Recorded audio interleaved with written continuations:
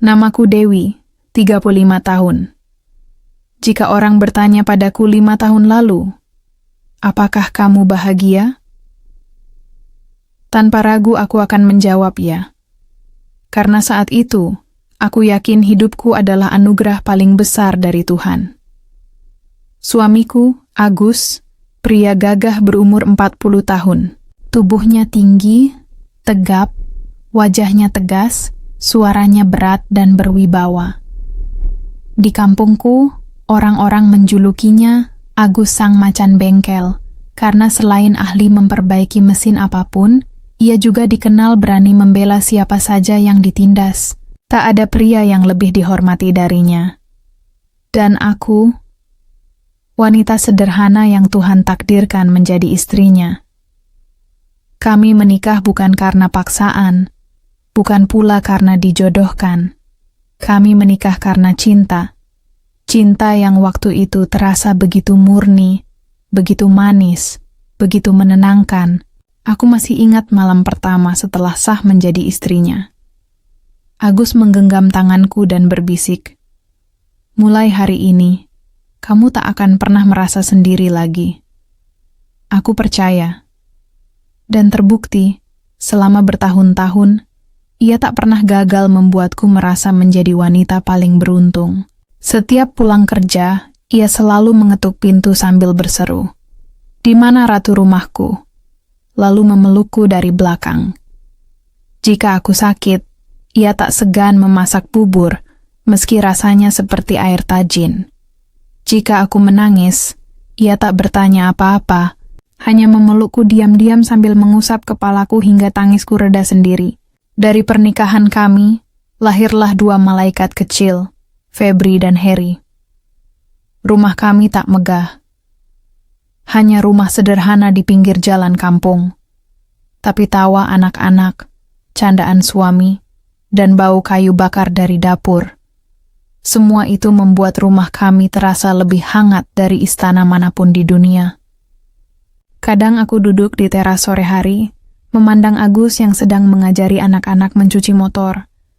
Dan tanpa sadar aku tersenyum sendiri sambil berbisik dalam hati, "Terima kasih Tuhan. Aku tak minta apa-apa lagi. Cukuplah hidupku seperti ini selamanya." Aku tak tahu bahwa kalimat itulah doa yang tak akan pernah terkabul. Karena hidup tak selalu berjalan tenang. Kadang, badai menunggu di sudut yang tak terlihat. Dan aku tak tahu bahwa badai itu sedang bergerak cepat ke arahku.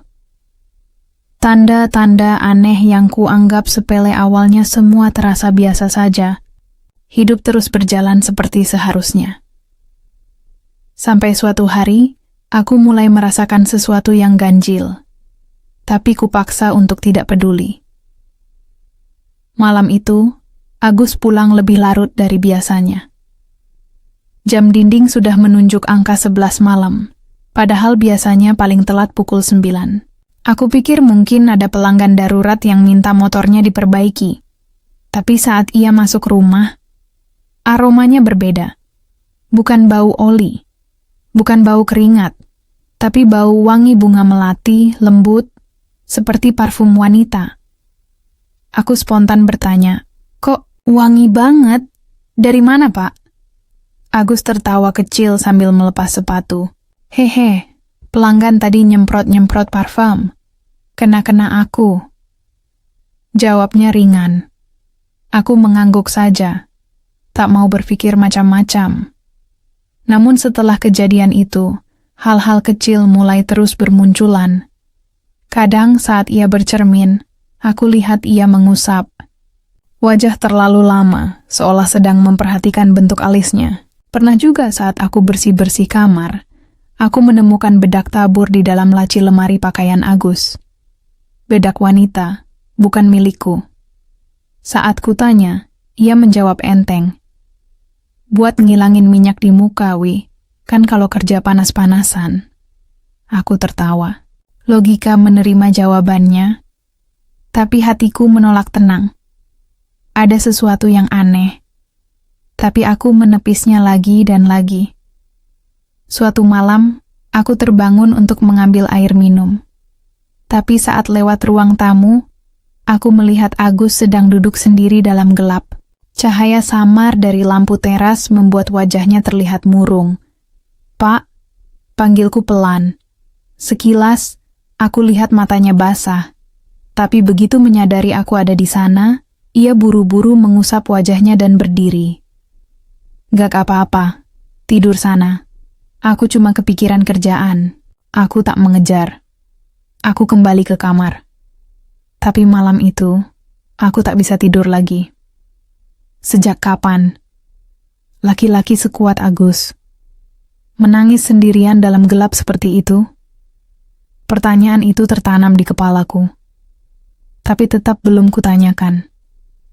Karena saat itu, aku terlalu takut pada jawaban yang mungkin kudengar. Malam saat rahasia itu terbuka hari itu, hujan turun dari sore sampai larut malam. Denting air di atap seng terdengar seperti ribuan jarum jatuh bertubi-tubi. Udara dingin, tapi jantungku justru berdebar tak karuan. Agus belum pulang. Biasanya, ia selalu memberi kabar kalau harus lembur, tapi malam itu tidak. Pukul 12:15 baru kudengar suara motornya berhenti di depan rumah. Aku ingin menyambut, tapi entah kenapa, kakiku seperti menolak bergerak. Aku hanya mengintip dari jendela. Agus turun dari motor membawa kantong plastik hitam. Diselipkan buru-buru ke jok bagian bawah. Wajahnya tegang, bukan seperti pria habis bekerja, tapi seperti seseorang yang sedang menyembunyikan sesuatu. Saat masuk rumah, ia tak menyapaku seperti biasa.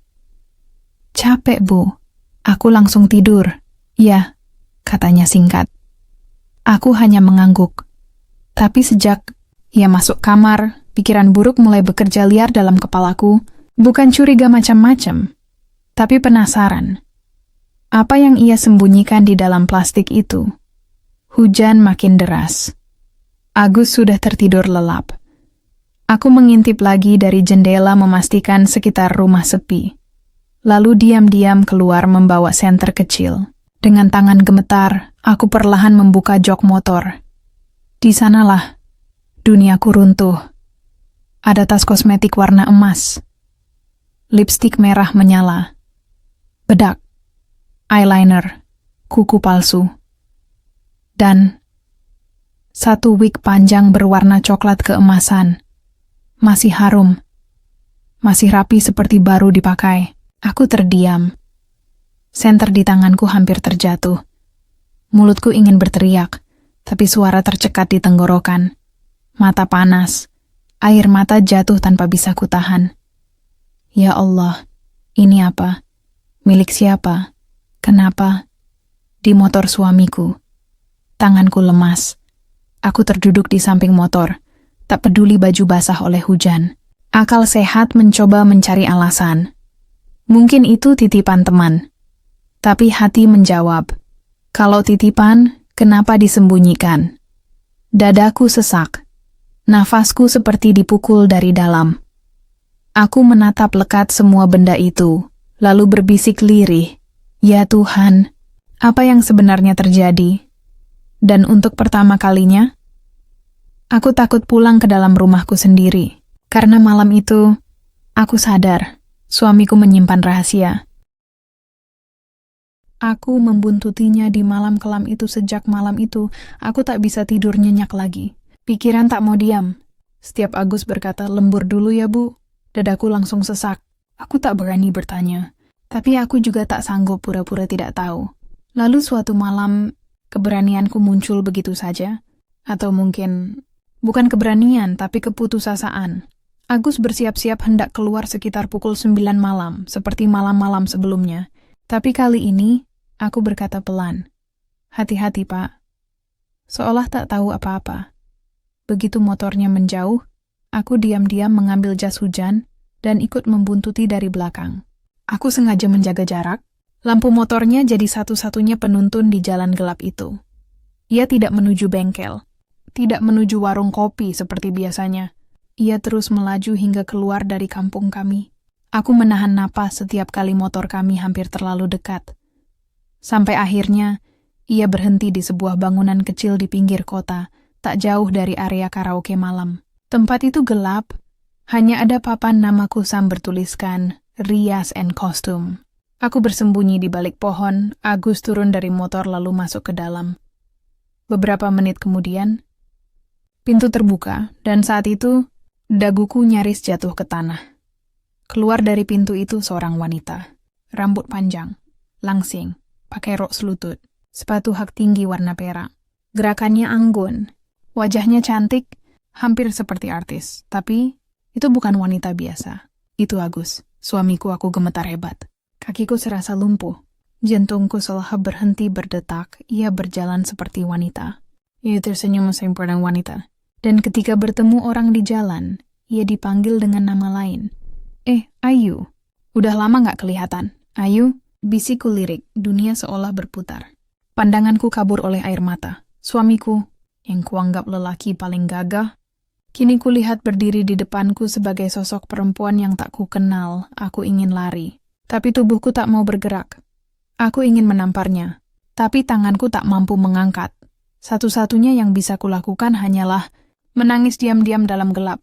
Malam itu, aku kehilangan suamiku, tanpa ia sadar bahwa aku ada di sana menyaksikan semuanya.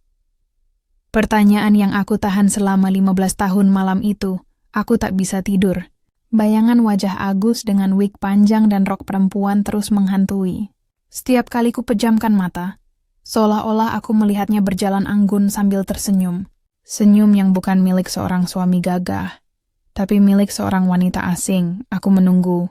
Dadaku berdegup kencang ketika ku dengar suara motor memasuki halaman. Agus membuka pintu pelan, mungkin berharap aku sudah tertidur. Tapi malam itu aku sengaja menunggu di ruang tamu. Lampu sengaja ku biarkan menyala. Ia terkejut melihatku duduk di kursi dengan mata sembab. "Loh, kok belum tidur, Wi?" tanyanya. Suaranya berusaha tenang, tapi aku bisa merasakan gugupnya. Tanganku gemetar saat kuangkat tas kecil yang semalam kusimpan dari jok motornya. Kuletakkan di meja. "Ini apa, Gas?" tanyaku dengan suara yang hampir pecah. Wajahnya langsung pucat. Ia terdiam. Tatapannya kosong menancap ke arah tas itu. Seolah-olah seluruh pertahanan yang ia bangun selama bertahun-tahun runtuh hanya karena satu pertanyaan. "Jawab, Gus. Siapa kamu sebenarnya?" Suaraku meninggi, tapi segera pecah jadi tangisan. "Kenapa kamu bohong sama aku selama ini? Apa aku nggak cukup jadi istrimu? Apa aku kurang baik?" Agus menunduk, bahunya bergetar. Untuk pertama kalinya dalam hidupku, kulihat lelaki gagah yang selalu kukagumi itu menangis seperti anak kecil. "Wi, maafkan aku capek berpura-pura." Aku tertegun, air mataku makin deras. "Pura-pura? Maksudmu apa?" Agus menatapku dengan mata merah, wajahnya hancur. Sejak muda, aku punya sisi lain, sisi yang nggak bisa aku tunjukkan. Dari kecil aku sering dimarahi kalau ketahuan suka main dengan barang-barang perempuan. Aku dipaksa jadi keras, jadi lelaki gagah. Aku pikir menikah sama kamu bisa menghapus itu, tapi ternyata aku nggak bisa bohong sama diriku sendiri. Kepalaku pusing. Rasanya dunia ini runtuh di sekelilingku. Jadi semua ini cuma topeng? Semua kasih sayangmu ke aku dan anak-anak bohong? Agus buru-buru menggeleng, suaranya serak penuh tangis. "Tidak, demi Allah tidak, Wi. Aku sayang kamu. Aku cinta sama anak-anak kita. Aku nikah sama kamu bukan karena terpaksa. Aku memang mencintaimu. Tapi aku juga butuh ruang jadi diriku sendiri." Aku menutup wajah dengan kedua tanganku. Tangis tak terbendung lagi. 15 tahun aku hidup dengan seorang lelaki yang kusebut suami, ayah dari anak-anakku. Dan malam itu, aku merasa tak mengenalnya sama sekali. Ingin pergi, tapi kakiku tak kuasa malam setelah pengakuan itu. Aku merasa seluruh tubuhku kosong. Nafas terasa berat, kepala berdenyut, dan mataku bengkak karena tangis yang tak berhenti sejak percakapan kami. Agus tidur di ruang tamu, sementara aku memeluk guling di kamar, mencoba meyakinkan diriku bahwa ini hanyalah mimpi buruk. Tapi setiap kali kututup mata, wajahnya yang mengenakan wig dan rok itu kembali hadir, menusuk hatiku. Pagi tiba, tapi bagiku, dunia tak lagi sama. Saat matahari masuk lewat jendela kamar, aku merasa hidupku telah hancur. Aku sempat berkemas. Tangan ini bahkan sempat meraih tas, memasukkan beberapa baju, dan berniat membawa Febri serta Harry kembali ke rumah orang tuaku. Tapi kemudian, "Bu!" Suara kecil itu membuatku terhenti. Febri, anak sulungku yang berusia 12 tahun, berdiri di depan pintu dengan wajah polosnya. "Kenapa ibu nangis?" Semalam aku dengar ibu sama ayah ngomong keras-keras. Aku tercekat, ingin menjawab jujur, tapi lidahku keluh. Aku hanya menggeleng cepat sambil menghapus air mata. "Enggak, Nak. Ibu cuma capek. Sudah, sana mandi, ya. Nanti telat sekolah." Febri menatapku lama, lalu mengangguk pelan. Aku merasa seperti penjahat karena harus berbohong pada anakku sendiri. Tak lama, Harry yang masih 8 tahun berlari mendekap pinggangku sambil tertawa riang. "Bu, tadi ayah bikinin aku sarapan. Enak banget." "Ayah hebat ya, Bu?" Dadaku terasa ditusuk. Air mataku jatuh lagi tanpa bisa kucegah. Harry menatap bingung, lalu menyeka pipiku dengan tangannya yang kecil. "Kenapa nangis, Bu?" "Jangan sedih. Ada aku sama ayah kok." Hatiku remuk. Bagaimana mungkin aku meninggalkan mereka? Bagaimana mungkin aku tega merampas sosok ayah yang mereka cintai? Meski aku tahu sosok itu menyimpan rahasia gelap, aku duduk lemas di tepi ranjang, menatap anak-anakku. Mereka tersenyum polos, seakan dunia ini baik-baik saja. Di luar kamar, aku melihat Agus sedang membereskan meja sarapan. Matanya masih bengkak, tapi ia berusaha tertawa bersama anak-anak. Dalam hatiku aku menjerit. Aku ingin pergi. Aku ingin bebas dari semua kebohongan ini. Tapi saat menatap wajah Febri dan Harry, aku tahu, aku tak sanggup. Kakiku lumpuh setiap kali terbayang kedua malaikat kecil itu akan kehilangan keluarga utuhnya. Dan di sanalah aku sadar, kadang bukan cinta yang menahan kita, melainkan tanggung jawab yang terlalu berat untuk ditinggalkan. Aku membuntutinya di malam kelam itu. Sejak malam itu, aku tak bisa tidur nyenyak lagi. Pikiran tak mau diam. Setiap Agus berkata, "Lembur dulu ya, Bu." Dadaku langsung sesak. Aku tak berani bertanya. Tapi aku juga tak sanggup pura-pura tidak tahu. Lalu suatu malam, keberanianku muncul begitu saja. Atau mungkin, bukan keberanian, tapi keputusasaan. Agus bersiap-siap hendak keluar sekitar pukul 9 malam, seperti malam-malam sebelumnya. Tapi kali ini, aku berkata pelan, "Hati-hati, Pak." Seolah tak tahu apa-apa. Begitu motornya menjauh, aku diam-diam mengambil jas hujan dan ikut membuntuti dari belakang. Aku sengaja menjaga jarak. Lampu motornya jadi satu-satunya penuntun di jalan gelap itu. Ia tidak menuju bengkel, tidak menuju warung kopi seperti biasanya. Ia terus melaju hingga keluar dari kampung kami. Aku menahan napas setiap kali motor kami hampir terlalu dekat.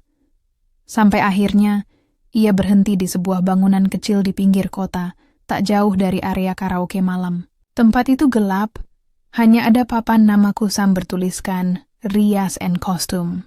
Aku bersembunyi di balik pohon. Agus turun dari motor lalu masuk ke dalam. Beberapa menit kemudian, pintu terbuka dan saat itu, daguku nyaris jatuh ke tanah. Keluar dari pintu itu seorang wanita.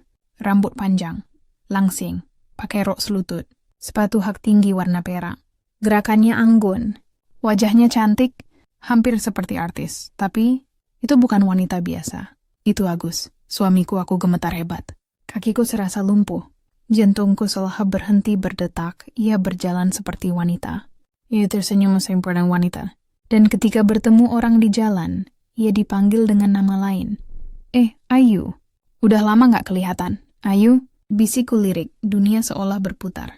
Pandanganku kabur oleh air mata. Suamiku, yang kuanggap lelaki paling gagah, kini kulihat berdiri di depanku sebagai sosok perempuan yang tak kukenal. Aku ingin lari, tapi tubuhku tak mau bergerak. Aku ingin menamparnya, tapi tanganku tak mampu mengangkat. Satu-satunya yang bisa kulakukan hanyalah menangis diam-diam dalam gelap. Malam itu, aku kehilangan suamiku, tanpa ia sadar bahwa aku ada di sana menyaksikan semuanya. Pertanyaan yang aku tahan selama 15 tahun malam itu, aku tak bisa tidur. Bayangan wajah Agus dengan wig panjang dan rok perempuan terus menghantui. Setiap kali ku pejamkan mata, seolah-olah aku melihatnya berjalan anggun sambil tersenyum. Senyum yang bukan milik seorang suami gagah, tapi milik seorang wanita asing. Aku menunggu, Dadaku berdegup kencang ketika ku dengar suara motor memasuki halaman. Agus membuka pintu pelan, mungkin berharap aku sudah tertidur. Tapi malam itu aku sengaja menunggu di ruang tamu.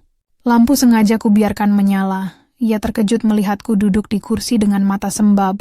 "Loh, kok belum tidur, Wi?" tanyanya. Suaranya berusaha tenang, tapi aku bisa merasakan gugupnya.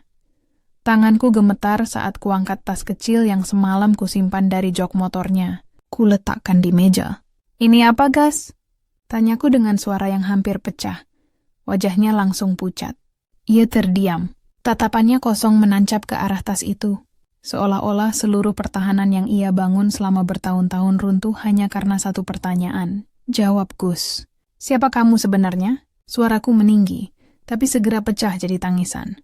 "Kenapa kamu bohong sama aku selama ini? Apa aku nggak cukup jadi istrimu? Apa aku kurang baik?" Agus menunduk, bahunya bergetar. Untuk pertama kalinya dalam hidupku, kulihat lelaki gagah yang selalu kukagumi itu menangis seperti anak kecil. "Wi, maafkan aku capek berpura-pura." Aku tertegun, air mataku makin deras. "Pura-pura? Maksudmu apa?" Agus menatapku dengan mata merah, wajahnya hancur. "Sejak muda, aku punya sisi lain, sisi yang nggak bisa aku tunjukkan. Dari kecil aku sering dimarahi kalau ketahuan suka main dengan barang-barang perempuan. Aku dipaksa jadi keras, jadi lelaki gagah. Aku pikir menikah sama kamu bisa menghapus itu, tapi ternyata aku nggak bisa bohong sama diriku sendiri. Kepalaku pusing. Rasanya dunia ini runtuh di sekelilingku. Jadi semua ini cuma topeng? Semua kasih sayangmu ke aku dan anak-anak bohong?" Agus buru-buru menggeleng, suaranya serak penuh tangis. "Tidak, demi Allah tidak, Wi. Aku sayang kamu. Aku cinta sama anak-anak kita. Aku nikah sama kamu bukan karena terpaksa. Aku memang mencintaimu. Tapi aku juga butuh ruang jadi diriku sendiri." Aku menutup wajah dengan kedua tanganku. Tangis tak terbendung lagi. 15 tahun aku hidup dengan seorang lelaki yang kusebut suami, ayah dari anak-anakku. Dan malam itu, aku merasa tak mengenalnya sama sekali. Ingin pergi, tapi kakiku tak kuasa malam setelah pengakuan itu. Aku merasa seluruh tubuhku kosong. Nafas terasa berat, kepala berdenyut, dan mataku bengkak karena tangis yang tak berhenti sejak percakapan kami. Agus tidur di ruang tamu, sementara aku memeluk guling di kamar, mencoba meyakinkan diriku bahwa ini hanyalah mimpi buruk. Tapi setiap kali kututup mata, wajahnya yang mengenakan wig dan rok itu kembali hadir, menusuk hatiku. Pagi tiba, tapi bagiku, dunia tak lagi sama. Saat matahari masuk lewat jendela kamar, aku merasa hidupku telah hancur. Aku sempat berkemas. Tangan ini bahkan sempat meraih tas, memasukkan beberapa baju, dan berniat membawa Febri serta Harry kembali ke rumah orang tuaku. Tapi kemudian, "Bu!" Suara kecil itu membuatku terhenti. Febri, anak sulungku yang berusia 12 tahun, berdiri di depan pintu dengan wajah polosnya. "Kenapa ibu nangis?" Semalam aku dengar ibu sama ayah ngomong keras-keras. Aku tercekat, ingin menjawab jujur, tapi lidahku keluh. Aku hanya menggeleng cepat sambil menghapus air mata. "Enggak, Nak. Ibu cuma capek. Sudah, sana mandi, ya. Nanti telat sekolah." Febri menatapku lama, lalu mengangguk pelan. Aku merasa seperti penjahat karena harus berbohong pada anakku sendiri. Tak lama, Harry yang masih 8 tahun berlari mendekap pinggangku sambil tertawa riang. "Bu, tadi ayah bikinin aku sarapan. Enak banget." "Ayah hebat ya, Bu?" Dadaku terasa ditusuk. Air mataku jatuh lagi tanpa bisa kucegah. Harry menatap bingung, lalu menyeka pipiku dengan tangannya yang kecil. "Kenapa nangis, Bu?" "Jangan sedih. Ada aku sama ayah kok." Hatiku remuk. Bagaimana mungkin aku meninggalkan mereka? Bagaimana mungkin aku tega merampas sosok ayah yang mereka cintai? Meski aku tahu sosok itu menyimpan rahasia gelap, aku duduk lemas di tepi ranjang, menatap anak-anakku. Mereka tersenyum polos, seakan dunia ini baik-baik saja. Di luar kamar, aku melihat Agus sedang membereskan meja sarapan. Matanya masih bengkak, tapi ia berusaha tertawa bersama anak-anak. Dalam hatiku aku menjerit. Aku ingin pergi. Aku ingin bebas dari semua kebohongan ini. Tapi saat menatap wajah Febri dan Harry, aku tahu, aku tak sanggup. Kakiku lumpuh setiap kali terbayang kedua malaikat kecil itu akan kehilangan keluarga utuhnya. Dan di sanalah aku sadar, kadang bukan cinta yang menahan kita, melainkan tanggung jawab yang terlalu berat untuk ditinggalkan.